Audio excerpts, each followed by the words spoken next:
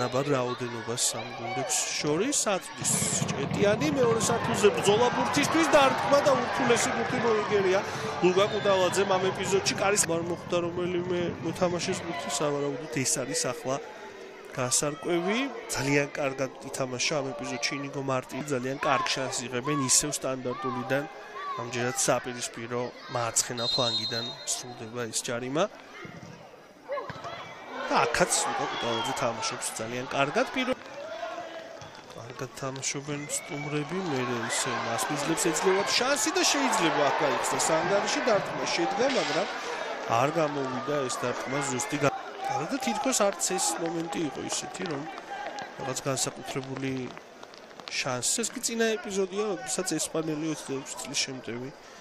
ნიკო მარტინი აღმოჩნდა 21 წუთი ამასობაში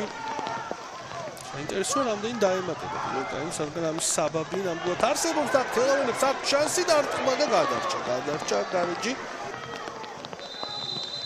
გუტიშვილი აწვდოს აქაც ახოთ აქ დამწვევა გამოვა თუ არა სტუმრებს გაჩნდა სიუცე და შეიძლება ალბათ დარტყმა თან გოგოლაშვილი მე მარცხნივ გადაცემა კომეთიანი თავიდანვე აქტიურად ჩაერთვენ თამაშში და შორიდან დარტყმა და საბოლოოდ დაეუფლა აქტიურად თანდილაშვილი ბურთს ფლანგიდან ყველაფერი თითქმის იდეალურად გაკეთდა ეჭრა გაჭარავა და ნახოთ ახლა სტუმართა ეს იერიში კარგი გადაცემა ნახოთ აქ გოგოლაშვილი რას იზამს დარტყმა და გადარჩა აქ თელავი ზუსტი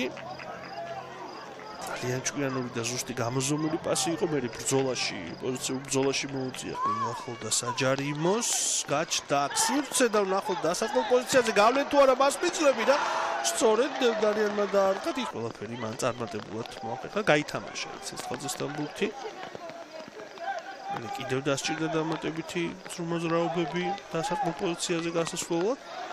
დაძაბულობის განსაკუთრებული შედეგიანობის გარეშე მიმდინარეობს აქ შეიძლებოდა გასულიყო შეხვედრის გადამწყვეტი გოლი არც აქ გაუმართლად მასპინძლებს კიდევ ერთხელ განმეორებით დაუპირისპირდება ეს შეხვედრა კი დასრულდა 0-0 უგოლოდ ფრედ გუნდებმა თითო ქულა აიღეს ამ შეხვედრაში ალბათ სრულიად ლოგიკური შედეგი